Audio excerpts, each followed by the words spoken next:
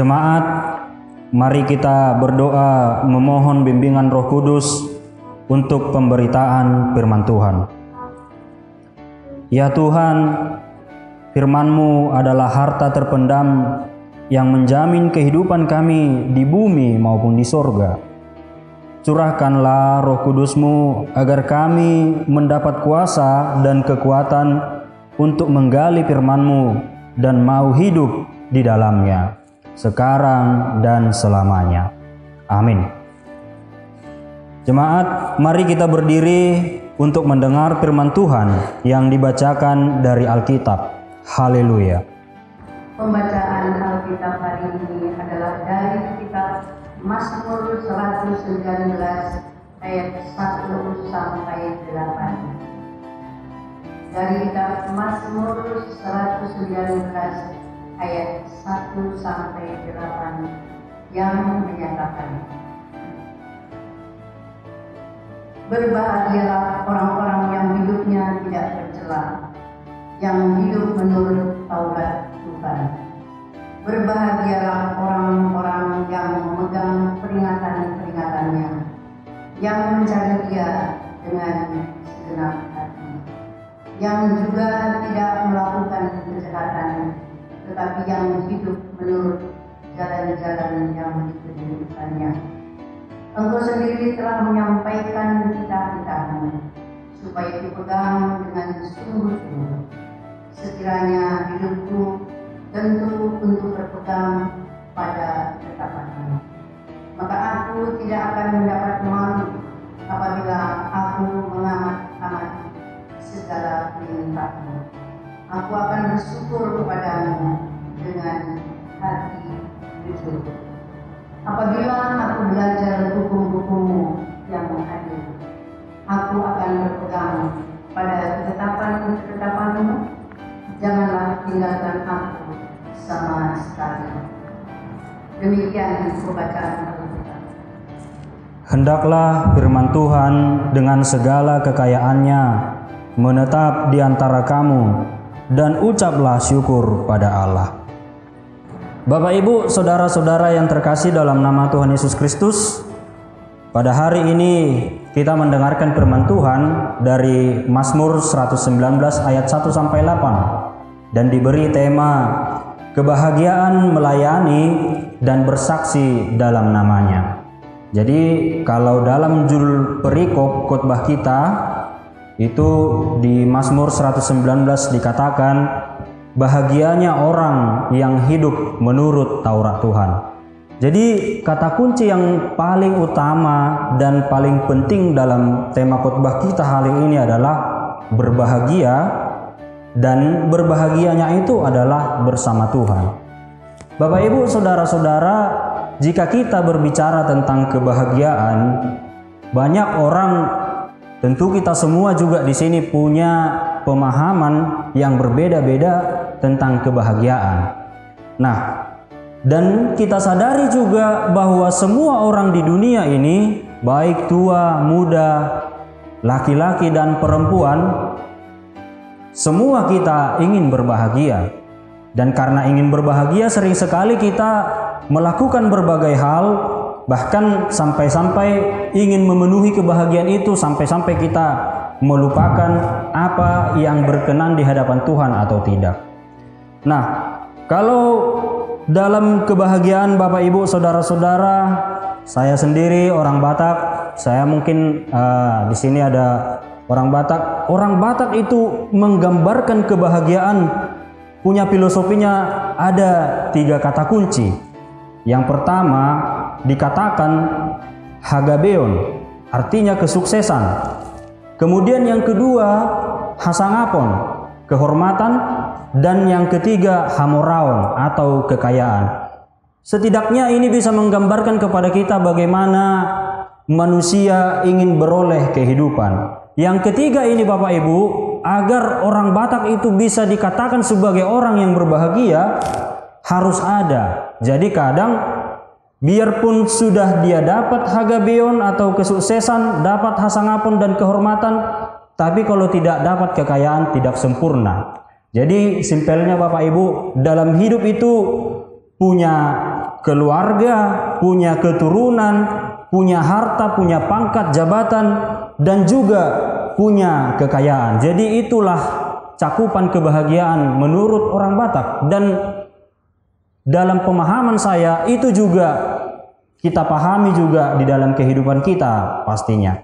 Tapi Bapak Ibu saudara-saudara, kebahagiaan itu sesungguhnya adalah kebahagiaan yang semu sifatnya, kebahagiaan yang sementara. Dan ketika dikatakan kebahagiaan semu, kebahagiaan yang sementara, itu bisa hilang, ditelan oleh waktu. Nah, kita semua Bapak Ibu sebagai orang Kristen, orang Kristiani, dalam memahami kehidupan ini harus berbeda dengan orang-orang yang mengukur kebahagiaan secara duniawi.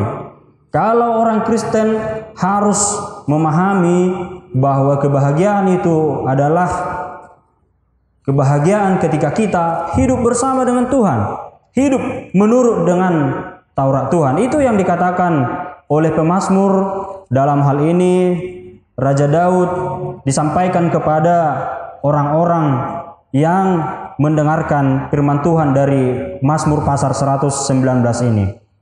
Bapak Ibu saudara-saudara, jika kita melihat tema khotbah kita pada hari ini, di sini penjelasannya saya membagikannya menjadi 4 poin. Poin yang pertama adalah kebahagiaan orang yang hidup menurut Taurat Tuhan. Itu rangkuman dan dalam cakupan dari ayat yang pertama sampai ayat yang ketiga. Di ayat yang pertama dikatakan Bapak Ibu, berbahagialah orang yang hidupnya tidak bercela, yang hidup menurut Taurat Tuhan.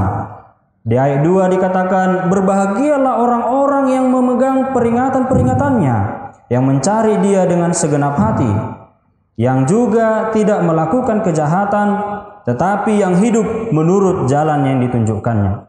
Di sini dikatakan Bapak Ibu bahwa orang yang berbahagia adalah orang yang hidup menurut Taurat Tuhan. Di sini sangat menarik sekali ketika dikatakan bahwa orang yang berbahagia adalah orang yang hidup menurut Taurat Tuhan. Mungkin ketika dikatakan Taurat Tuhan, kita secara sederhana akan berpikir Taurat Tuhan itu ke-10 firman Tuhan yang disampaikan oleh Tuhan di Gunung Sinai kepada Musa dan kepada bangsa Israel, dan berisi aturan-aturan dan sebagainya. Jadi ada kecenderungan bahwa Taurat Tuhan itu adalah berisi aturan-aturan. Dan seperti sudah kita ketahui, banyak orang tidak suka dengan aturan-aturan Bapak Ibu. Banyak orang yang juga menyatakan bahwa peraturan itu ada untuk dilanggar gitu.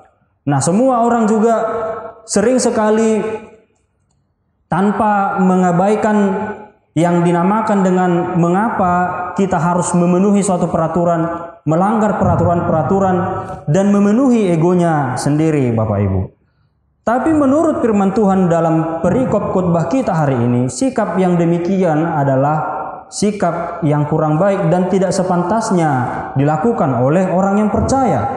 Orang yang percaya itu dikatakan harus hidup menurut Taurat Tuhan, Bapak Ibu, saudara-saudara sekalian. Jadi barangkali kita berpikir jika kita ingin berbahagia maka harus memenuhi Taurat Tuhan, maka kita berpikir, wah, hidup kita akan dipenuhi dengan aturan-aturan, tidak boleh seperti ini, tidak boleh seperti ini, dan lain sebagainya. Tapi mari kita berpikir kembali Bapak Ibu, sesungguhnya peraturan-peraturan itu atau aturan-aturan yang dibuat oleh Tuhan itu adalah untuk kebaikan manusia itu sendiri. Pada dasarnya aturan itu adalah aturan-aturan yang baik, sehingga ketika kita memenuhinya dan melakukannya di dalam kehidupan kita, maka hidup kita juga akan menjadi baik. Kemudian penjelasan yang kedua Bapak Ibu, dikatakan di ayat yang keempat, Allah sendiri yang menyampaikan titahnya. Di sana dikatakan, engkau sendiri telah menyampaikan titah-titahmu supaya dipegang dengan sungguh-sungguh.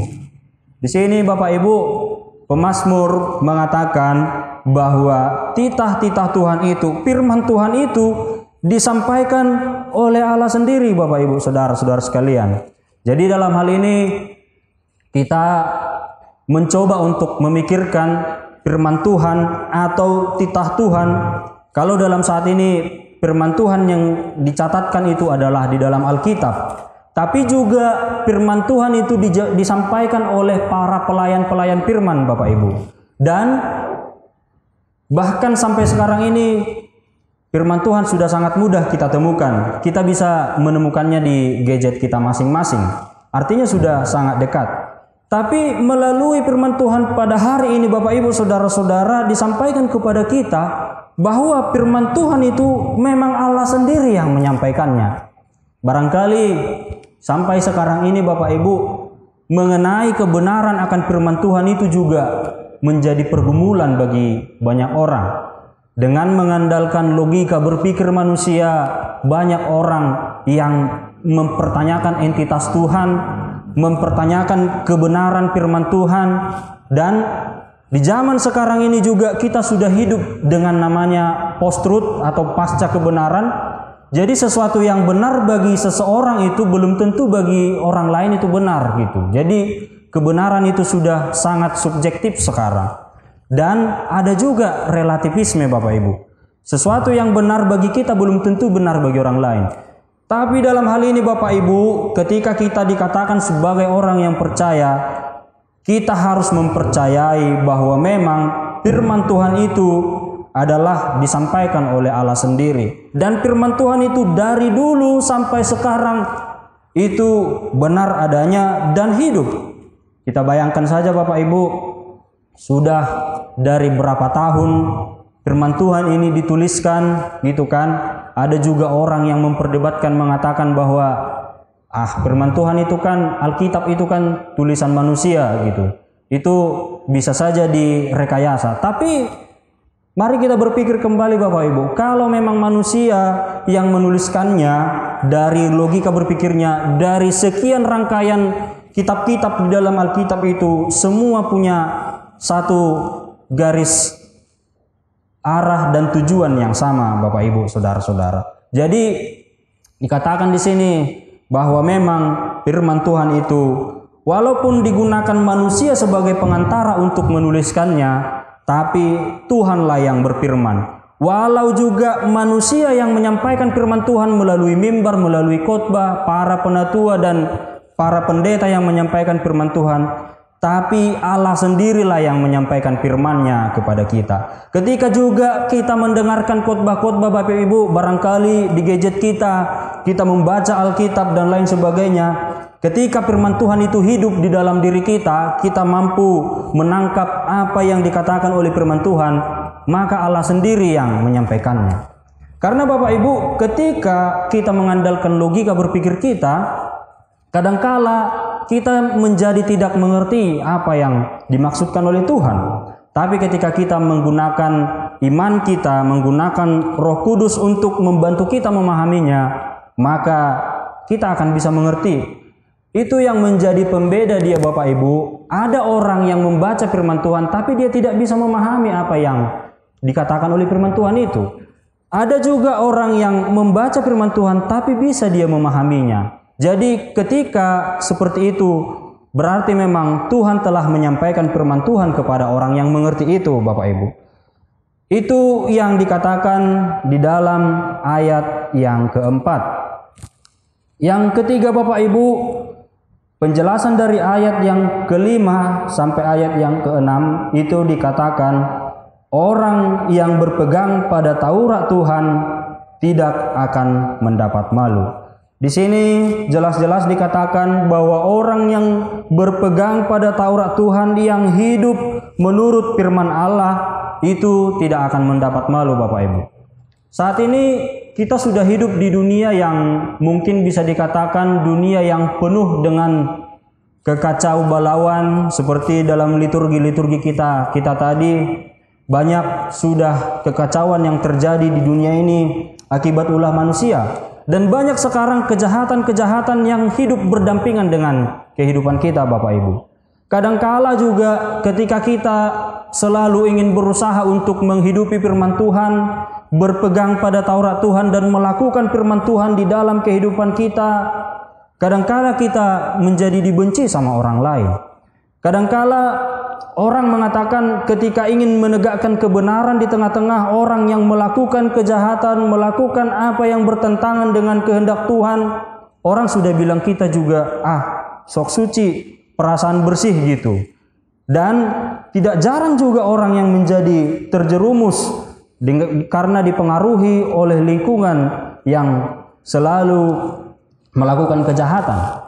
Barangkali dalam situasi yang demikian Bapak Ibu, kita juga ada dalam situasi yang seperti itu. Ketika kita ingin menegakkan kebenaran, ingin melakukan keadilan, justru kita menjadi orang yang dibenci Bapak Ibu.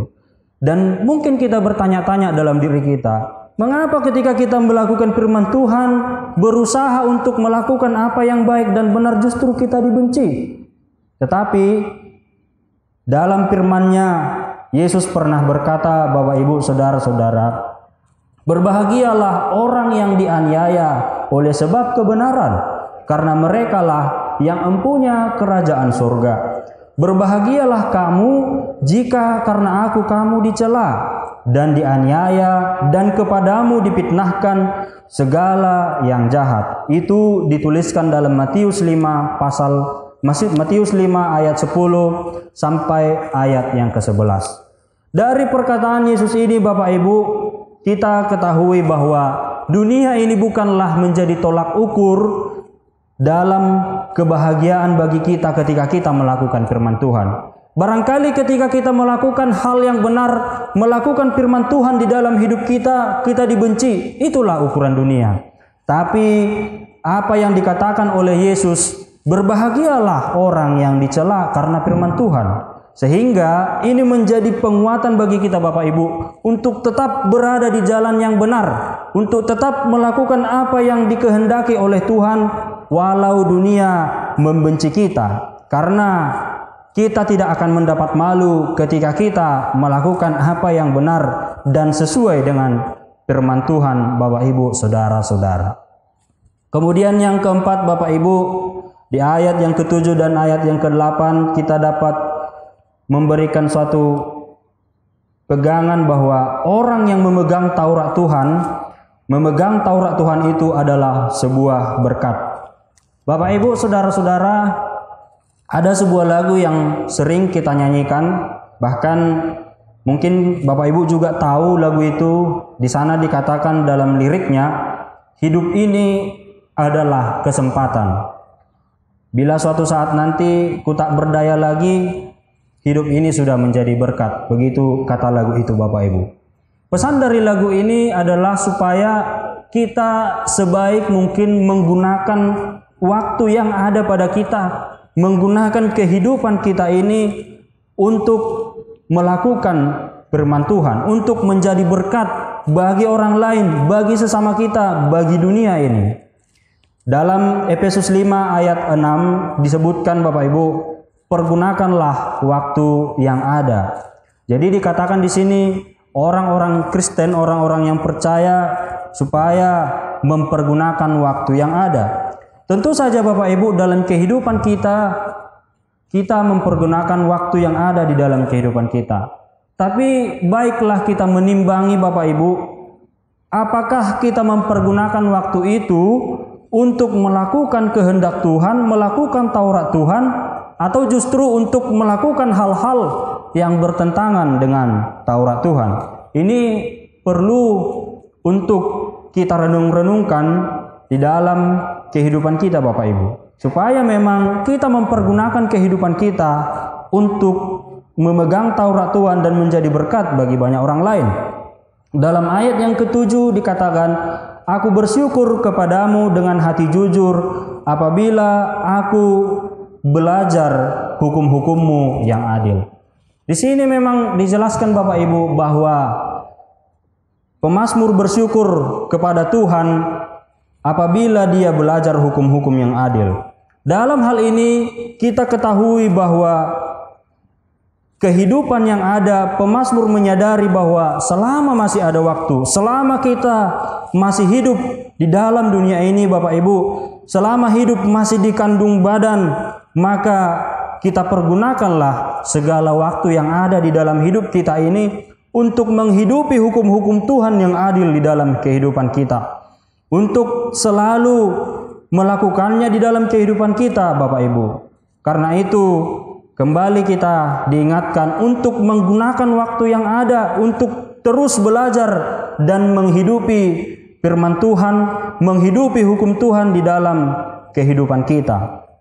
Jadi di sini ada satu lagu yang sering saya dengar ketika saya mengikuti sekolah minggu. Dalam lagu itu dikatakan baca kitab suci, doa tiap hari kalau mau tumbuh. Tapi kalau kita sadar-sadari Bapak Ibu, sesungguhnya lagu ini tidak hanya disampaikan kepada anak-anak sekolah minggu, tapi juga kepada kita semua, kepada saya, kepada Bapak Ibu.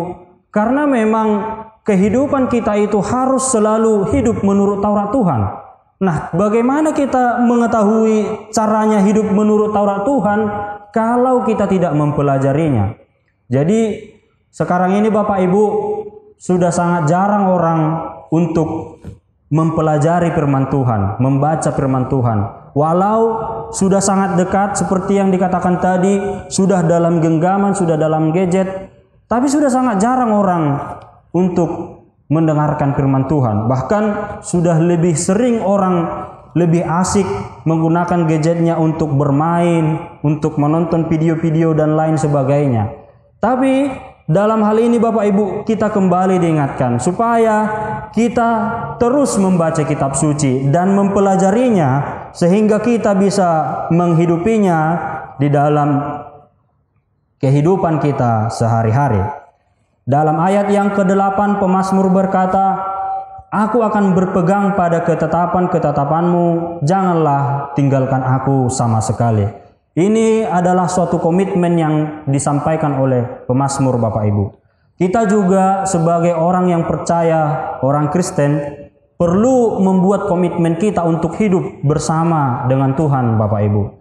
Komitmen ini sesuatu yang sangat penting Bapak Ibu, karena jangan jadinya kita menjadi orang yang Kristen yang hanya berjalan begitu saja tanpa membangun komitmen dengan Tuhan.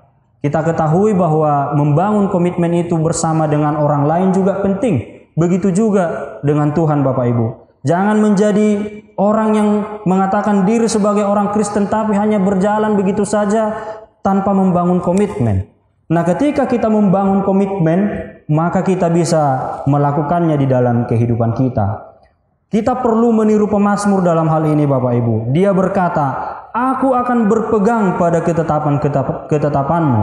Janganlah tinggalkan aku sama sekali." Dalam hal ini kita diingatkan Bapak Ibu supaya kita juga berpegang pada ketetapan-ketetapan Tuhan dan jangan Tuhan meninggalkan kita. Dalam hal ini pemazmur menyadari Bapak Ibu bahwa ketika kita berpegang pada ketetapan-ketetapan firman Tuhan, mungkin juga dalam hidup ini akan ada banyak tantangan, banyak cobaan, banyak godaan yang membuat kita supaya tidak berpegang pada ketetapan-ketetapan Tuhan. Tapi pemazmur mengingatkan kita supaya hanya kepada Dialah kita berserah supaya kita jangan ditinggalkan oleh Tuhan. Dalam hal ini Bapak Ibu, kita diingatkan kalau mengandalkan kekuatan kita sendiri, sesungguhnya kita ini adalah manusia yang lemah, manusia yang rapuh, yang sewaktu-waktu bisa mengingkari janjinya, sewaktu-waktu bisa mengingkari komitmennya, karena ada pencobaan datang di dalam kehidupannya sehingga kita jadi jatuh dan tidak berkomitmen lagi kepada Tuhan dan tidak berpegang kepada ketetapan-ketetapan Tuhan. Karena itu Bapak Ibu, kita diingatkan supaya kita berpegang kepada Tuhan dan agar Tuhan membuat kita tidak mendapat malu di hadapan manusia, di hadapan sesama kita, dan supaya Tuhan jangan meninggalkan kita sehingga kita tetap bisa berpegang teguh dan melakukan firman Tuhan di dalam kehidupan kita.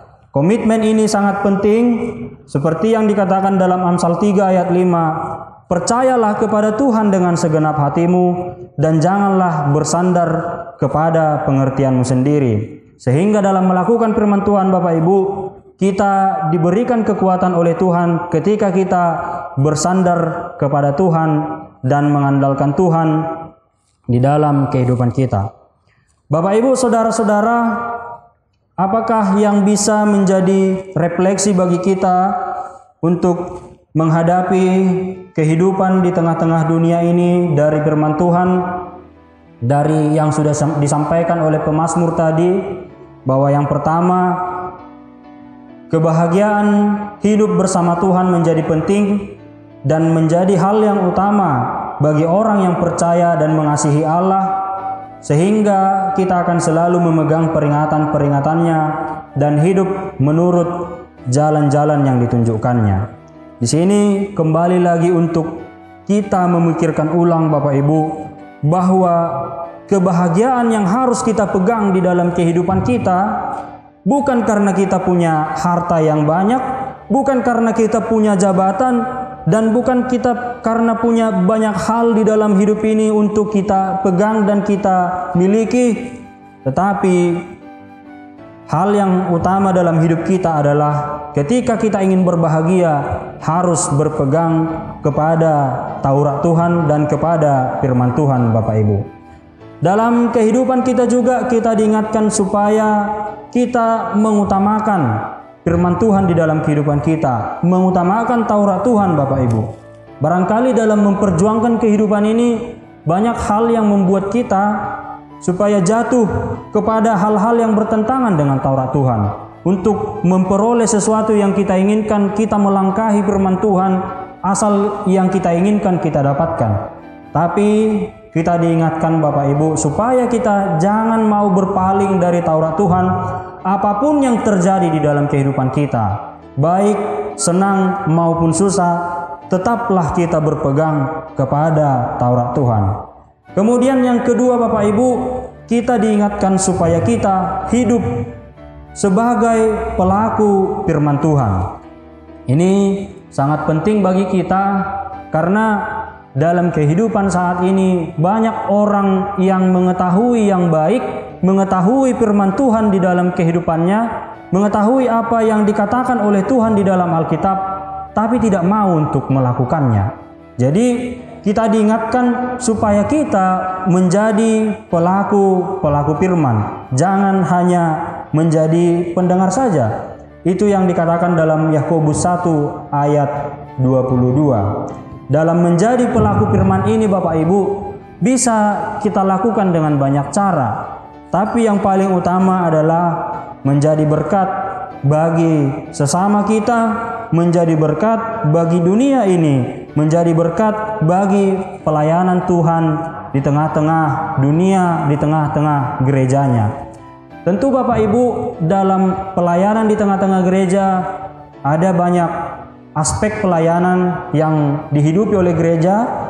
Dalam pelayanan diakonia, kita juga sebisa dan semampu kita harus berusaha untuk terlibat dalam pelayanan itu. Jadi apa-apa pelayanan di gereja ini Bapak Ibu, pelayanan kepada orang lain harus kita dukung, harus kita terlibat dalam pelayanan itu. Itulah yang menjadi salah satu tanda bagi kita bahwa kita adalah sebagai pelaku firman Tuhan. Kemudian juga kita juga harus bisa melakukannya di dalam kehidupan kita, sehingga ketika kita hidup di dalam keluarga, di dalam pekerjaan kita, di dalam lingkungan masyarakat sekitar, kita menjadi berkat bagi orang lain dan sesama kita Bapak Ibu, sehingga orang yang hidup bersama dengan kita akan menjadi orang yang berbahagia. Orang yang ada di lingkungan kita akan menjadi orang yang berbahagia, sehingga kita akan bisa menghidupi tema khotbah kita pada hari ini, yaitu bahagia bersamanya, kebahagiaan melayani dan bersaksi dalam namanya. Semoga kita dapat menghidupi firman Tuhan ini Bapak Ibu, sehingga kita menjadi orang-orang yang benar-benar bergantung kepada Taurat Tuhan di dalam kehidupan kita. Amin.